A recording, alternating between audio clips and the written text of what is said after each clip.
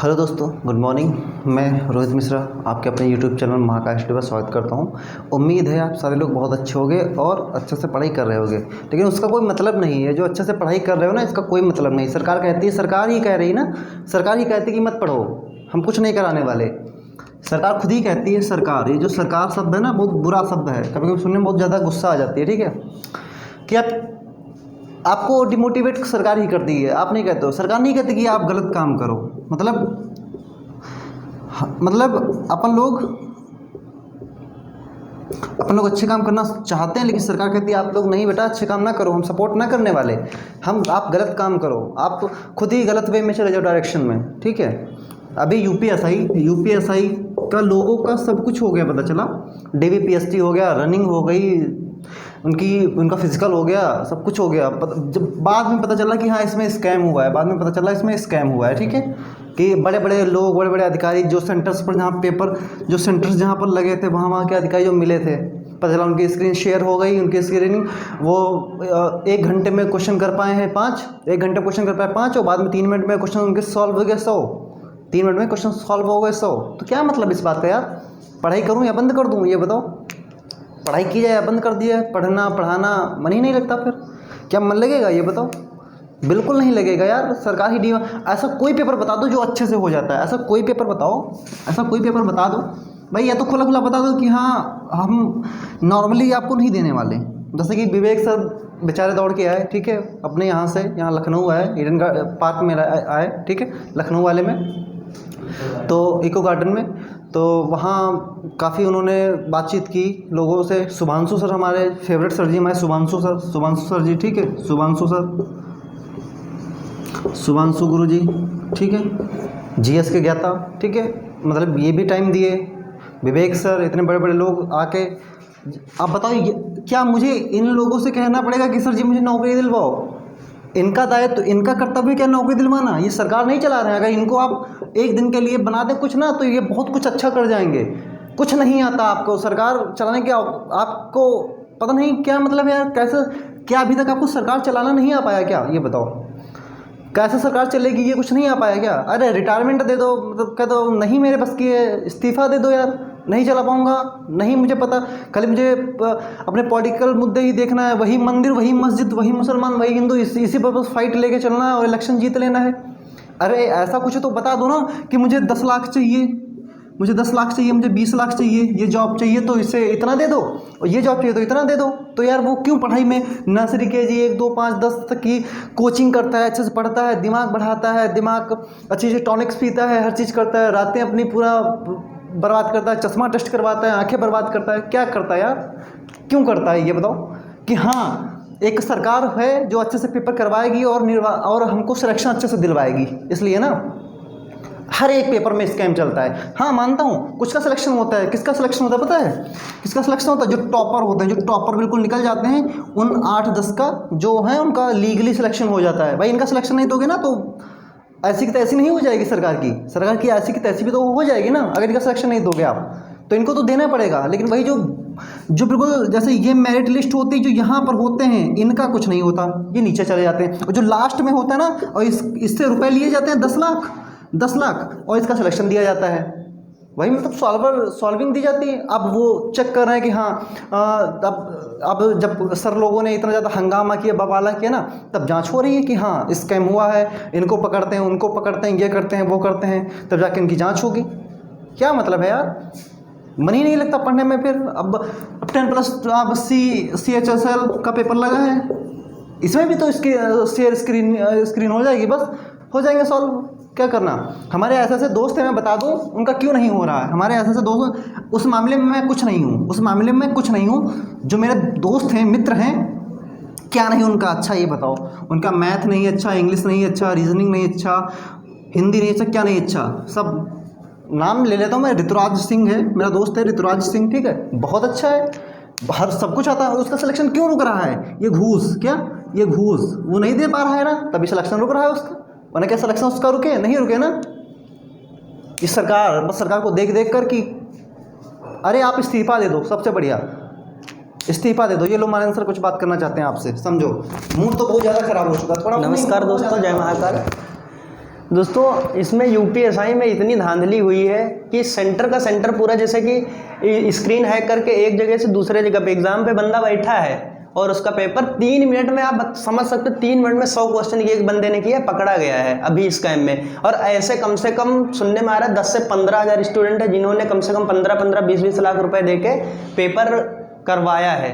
किससे? जो सॉल्वर होते हैं उनसे पेपर करवाया है। देखिए सरकार जो है, सरकार काम अच्छा कर रही है, मैं मानता हूँ सरकार अच्छा काम, लेकिन भाई वैकेंसी निकल रही है एनटीपीसी का, आप ले लीजिए ग्रुप डी 4-4 साल वैकेंसी हो जा रही है, आदमी ओवर एज हुआ जा रहा है। भाई एनटीपीसी का तैयारी करें कितने साल कर पाएंगे? बहुत ज़्यादा 1 साल तैयारी करेंगे, 1.5 साल करेंगे, भाई पेपर नहीं होगा तो कितनी दिन तैयारी करते रहेंगे? सब में सिलेबस कुछ थोड़ा बहुत हटके होता है, जैसे आपका एसएससी में हो जाता है, एसएससी में जो सारे टॉपिक्स आते हैं। आप रेलवे ले लीजिए, मान लीजिए रेलवे है ये, ठीक है, रेलवे में कौन से टॉपिक आते हैं? सबसे ज्यादा मान लीजिए आपके साइंस के क्वेश्चन। चलो ठीक है, एक धांधली हो गई यूपीएसआई में, चलो लेखपाल देख लेंगे, लेखपाल में साला 25 लाख चल रही है घूस, ठीक है, वो चलो लेखपाल नहीं, चलो ग्रुप डी देख लेंगे, उसमें साला ऐसी कौन सी जॉब जिसमें तुम करप्शन, कोई एक अच्छे से कोई एक अच्छे से एग्जाम करा पाते हो आप? एक एग्जाम अच्छे से नहीं करवा पाते, एक एग्जाम नहीं हुआ। अब मान लीजिए कि करीब कोई चोरी नहीं हुई, अच्छे से करीब 10,000 वैकेंसी आई थी यूपीएसआई में, और फॉर्म कितने पड़े थे भाई? 12 लाख फॉर्म आपके पड़े थे जो लीगल तौर पे, और एग्जाम करीब 14-15 लाख फॉर्म पड़े थे, उसमें से 10 से 12 लाख लोगों ने एग्जाम दिया। उसमें हम लोगों ने भी एग्जाम दिया था, हमारे भी करीब 105 क्वेश्चन सही थे। बट क्या है, कुछ नहीं, जब भाई 140 वाले लाइन में पहले से लगे हुए हैं तो हमारा लोगों कैसे होगा भाई? ये भी तो बात है। अगर मान लीजिए इतना भी आसान पेपर नहीं आया था भाई, 511 धाराएं होती हैं, 511 धाराएं होती हैं, 395 अनुच्छेद, 22 भाग होते हैं, 12 अनुसूची होती हैं, इन्वायरमेंट अलग से आता है, अर्थव्यवस्था इकोनॉमी आपके अलग से पूछी जाती है, करंट अफेयर्स के क्वेश्चन आपके अलग से आते हैं। भाई कौन कर सकता है ऐसा? एक बंदा दे जिसमें 60 क्वेश्चन में से 55 क्वेश्चन सही कर दे तो मैं जो बताऊं वो हार जाऊंगा, चाहे जितना भी टैलेंटेड बंदा हो। 3 मिनट में क्वेश्चन, 3 मिनट में भाई 100 क्वेश्चन मायने रखता है। आप हिंदी का नॉर्मल पेपर उठा के देख लीजिए, हिंदी के करीब 40 क्वेश्चन आते यूपीएसआई में आए थे।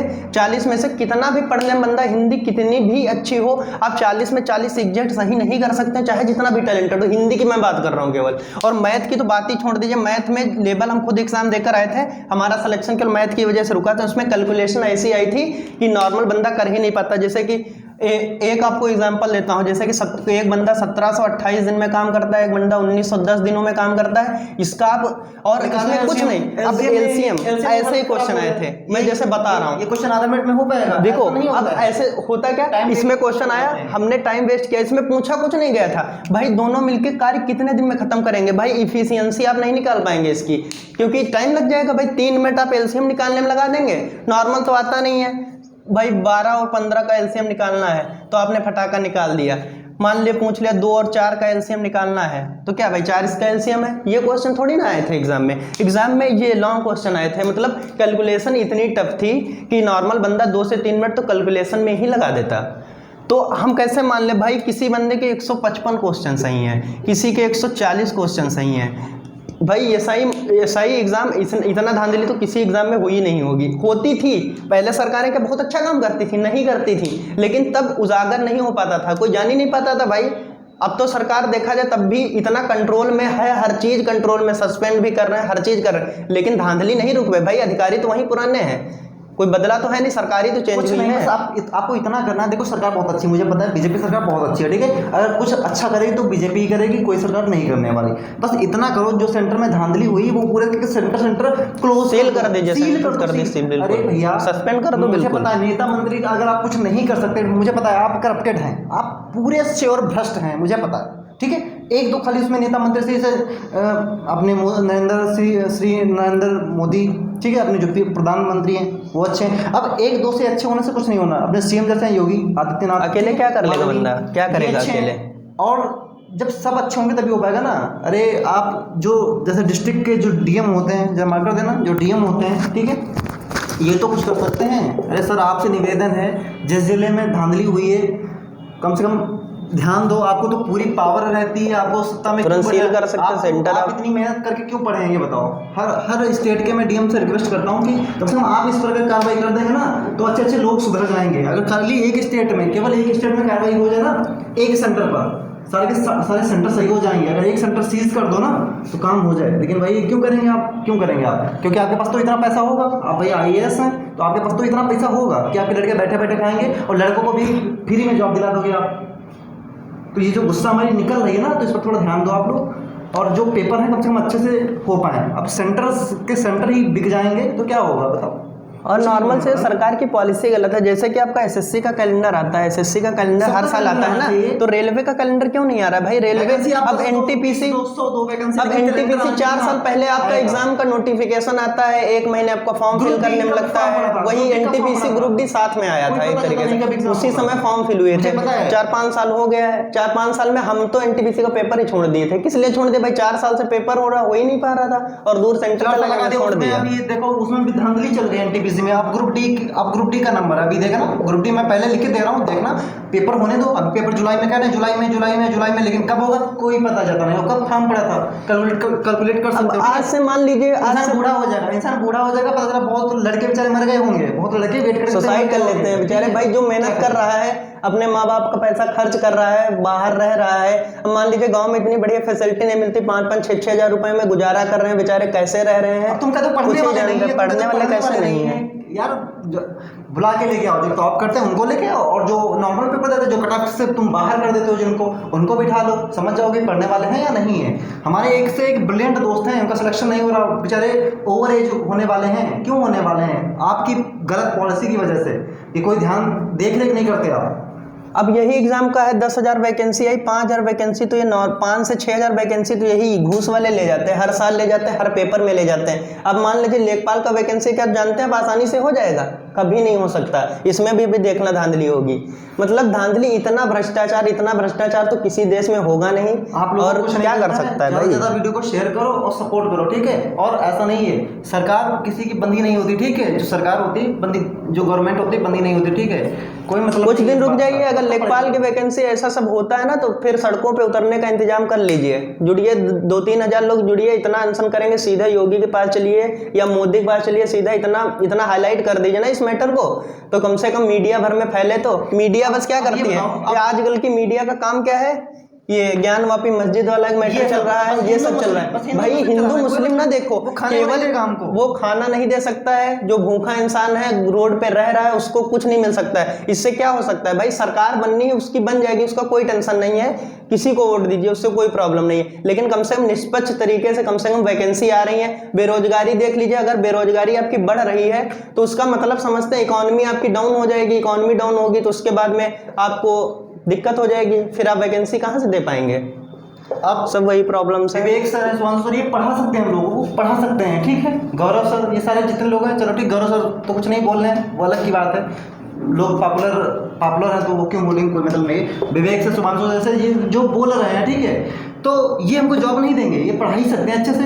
अब ये काम जॉब देना या अच्छे से एग्जाम करना, ये काम सर लोगों का नहीं है, काम इनका नहीं कि ये लोग आके दौड़ के लखनऊ में आ रहे हैं, अनशन कर रहे हैं, धरना दे रहे हैं, तब जाके सिलेक्शन होता है। टीचिंग का ऐसा कोई भी एग्जाम नहीं है। अब एस्टेट की वैकेंसी बोले थे, बस सरकार बनने दो, तो एस्टेट की वैकेंसी लाएंगे। कहाँ है वैकेंसी? दिख नहीं रही, कहीं नहीं दिखी। अभी देखिए आपका UPSI में तो धांधली हुई है लास्ट में। और अभी जब ट्विटर पर ट्रेंड कराया जाता है तो वो याद दिलाया जाता है कि हाँ आपका ये काम है, ये काम, तब तुम काम करते हो यार। तुमको खाली यही है कि सरकार बस बन गए, सीट पर बैठ गए, मजे करने लग गए।